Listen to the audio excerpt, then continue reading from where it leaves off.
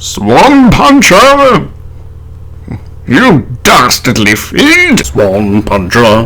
Hello, you're right, good. Hey, today I'm looking at Folktale, which is available on early access on Steam for $20 or £14.99 or €16.99. Yeah, so it's been developed by Games Foundry, and it's currently available on PC and Mac, but it's going to be available on release on Linux, and it's aiming for release in 2014.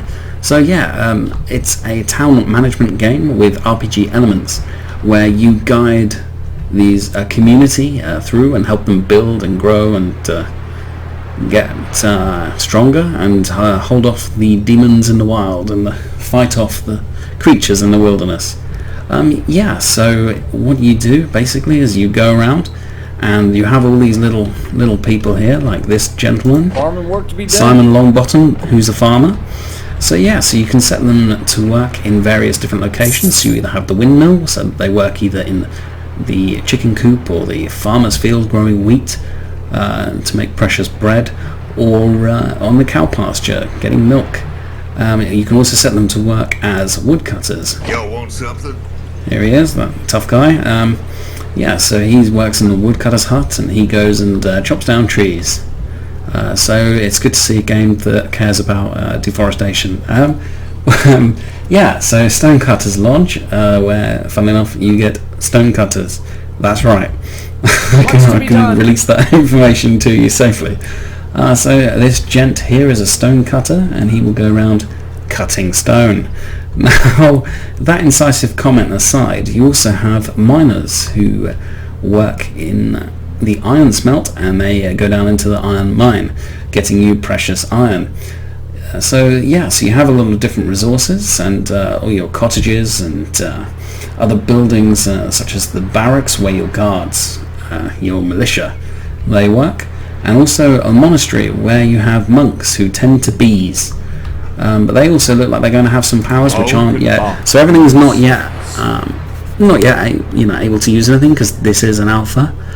So it looks like long term they'll have the powers to heal.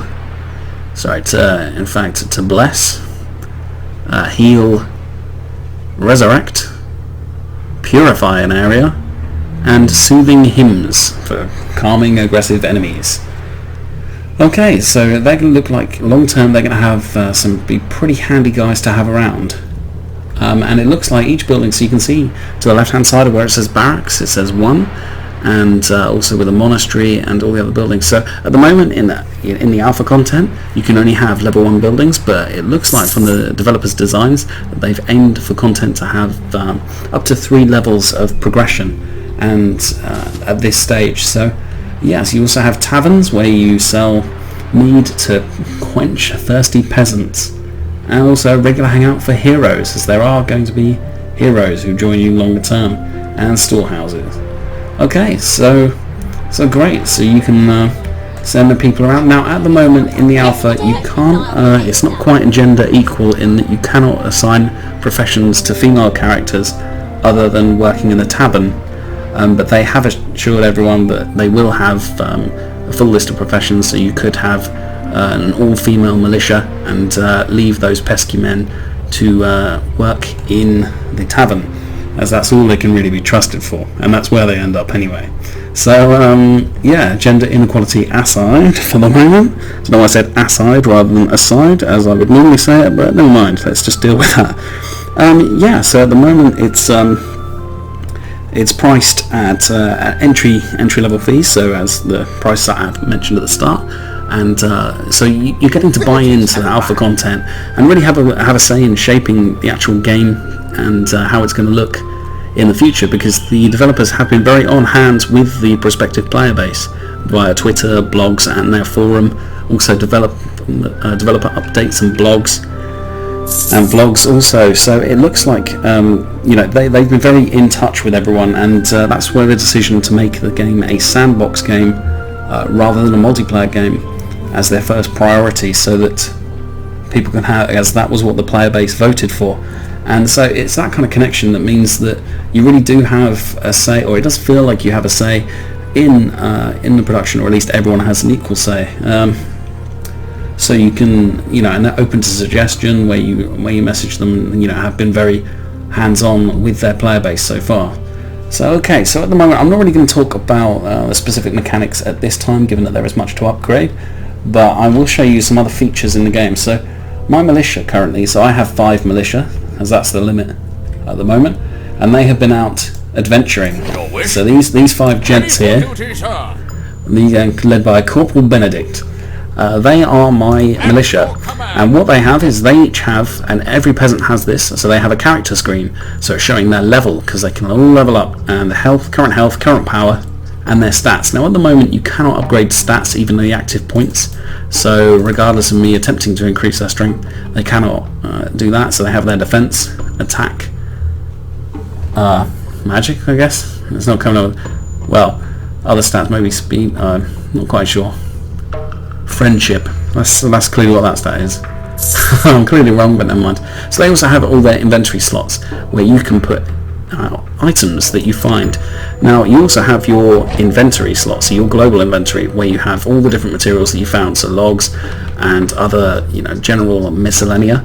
You also have different keys that you can use to open chests around the environment. So this is a chest that I've opened prior to starting the video, and also you have different bits of equipment that you can find, and you can give these to your characters. So Corporal Benedict, he's got a hat. Now at the moment not all the equipment actually gives you a benefit, so it's not always at the moment worth it, and also given that you cannot actually level up your people. So this club actually does 2 additional physical damage, so that's nice. So having a good start, but I've also got this equipment, but I'm not going to give it to this guy, I'm going to give it to one of the others. Okay, so yeah, so you can equip them all differently. I'm just going to sling this gear on. Magic ring, which increases his health, nice. And he can have that helm, which hopefully does something. Yeah, +5, wow, +5 strength.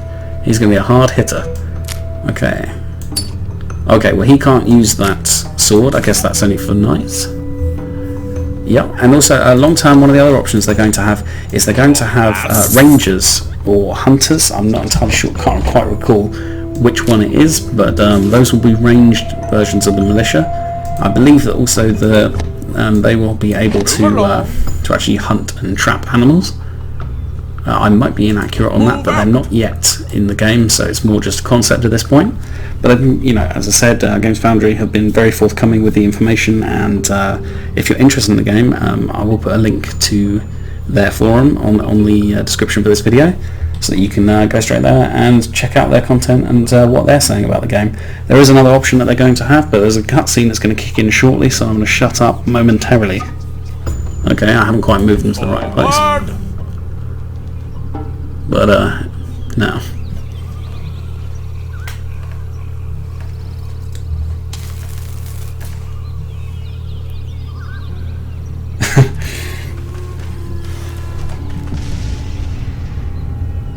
What was that? Oh, hobbles! My beautiful hobbles! They've stolen you away from me! You all right, mate? No, I am not all right. Those filthy goblins have stolen my hobbles away from me. Oh, I can't stand the thought of their filthy, rough hands all over him. I feel faint. No! Who are you? And what you doing out here in the middle of nowhere anyway? I am Camfrey Mageflower, and Lord Blackdark banished Hobbles and I for living an alternative lifestyle. What, for being, No, silly. Hobbles is my familiar. Oh, right, that's like a pet, is it? More than a pet. We have a magical bond. Our minds and souls are intertwined in a beautiful, penetrating partnership. Lord Blackdark banned all wizards from having familiars. He thought it was creepy. Sounds a bit overly familiar to me. Well, yes. We were banished to this hellhole, and now my beautiful Hobbles has been taken from me. I must get him back, no matter what the cost. I can't do this on my own. I need some big, strong lads to help me. Oh, well. I heard the goblins talking about some settlers they'd kidnapped from a nearby village. They must be on the other side of this wall. Now, the first problem is how we break through these gates. I think this may be a bit much for even your rippling physique. So how do we get through? Let me think. Aha! Hobbles and I were looking for somewhere warm to snuggle up the other night, and we happened on an old golem. We could use that to bash through the gates. If I remember correctly, it was a McDongle Mark IV, so you'll need to insert a McDongle's gem of rebooting to reset its commands before it will obey you. Now, I've seen a gem of rebooting. Where was that? Ah, yes, the deserted monastery up on White Peak. Watch out for the monks, who found enlightenment by becoming werewolves and now practice were-fu. It's like Kung Fu, but hairier. Fetch the gem of rebooting, activate the golem, then bring it back here. Then we can use it to break down the doors and rescue Hobbles and the villagers. Hurrah! Right you are, sir. Okay, so as you can pick up probably from that little video there, it's it's got a kind of a fable-esque comedic styling to it. I'd say, so it's a very light-hearted game and doesn't take itself too seriously, and which I tend to find works very well in this style of game, and it just makes it more approachable and less standoffish. So here I am commanding these five merry gentlemen as we march ever onward towards glory and honour. Not necessarily in that order. Okay. The monastery of the monks of the Mangy Wolf. Once a religious sect of great devotion and piety, they practiced in solitude. I love these monks. In their quest to achieve enlightenment. Evil monk Wolf Chow became head of the order and ruled the monastery with a leash of iron. He even banned the monks from making their renowned homemade organic toast. The monks rebelled, led by Rufus Pooh, but couldn't stop the ritual of the Bloody Fang because Wolf Chow used the unearthly and ancient squeaky toy weapon to distract Rufus and his followers. Wolf Chow found the twisted path of the Mangy Wolf by becoming a werewolf and learning the dark secret of were-fu. That night was known as the Night of the Pointy Teeth, and Wolf Chow turned all the monks into his werewolf disciples. Now they practice the fearsome were-fu and follow the dark path. Approach carefully, as they no longer need a full moon to become their doggy selves, and they have very pointy teeth.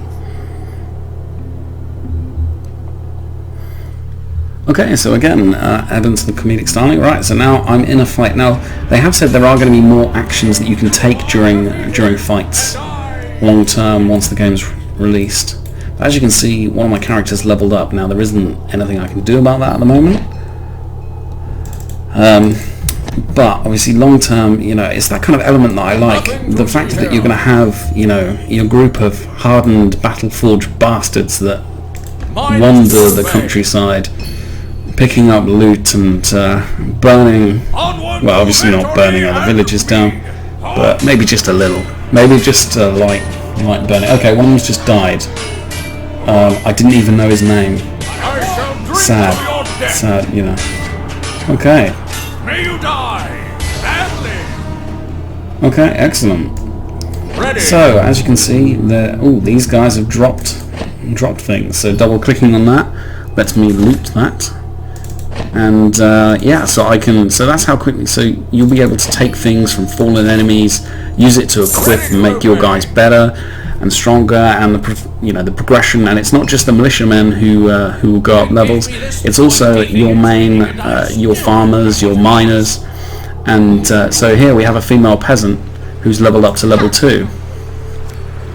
So it's your entire village will get better and more proficient at what they do, and that really appeals to me. And also it's got to be said, the music side is very good in this game. It's very often games can have background music which is either too repetitive or just too in your face, whereas this strikes the humble balance between the two.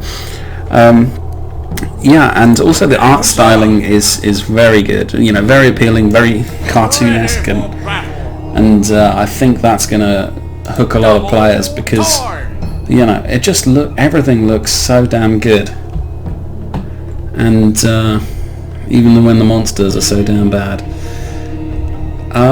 yeah, so at the moment, I'm not, so you can see at a glance with the experience bar and all the improvements. I'm very optimistic that this is going to be a great title. I think if they handle it the right way, they're going to have a great title on their hands.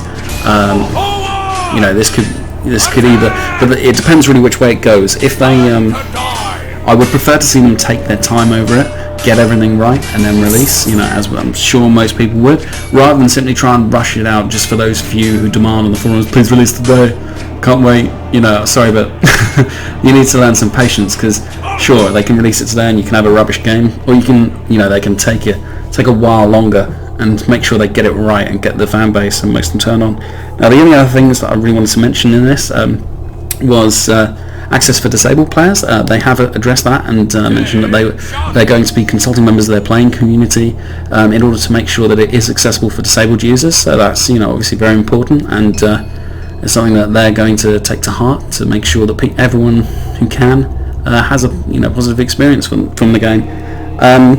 And the only other thing is they've said about being able to build huge cities, and they intend to have long term that you can have a large and complex city economy, because that would be one of the other worries about it would be that it wasn't deep enough, wasn't big enough, and that they just stayed with with a few levels of player buildings and even a very low level cap or something, expecting a high turnover of peasants. I'd prefer they go big, go balls out, let's make it big, let's, I say, like I'm building, but I'd much prefer them to take their time, make it big, make it great. Anyway, this has been the Swan Puncher. Thanks very much if you watch this. Like, subscribe, all the usual jazz. Cheers very much, and bye.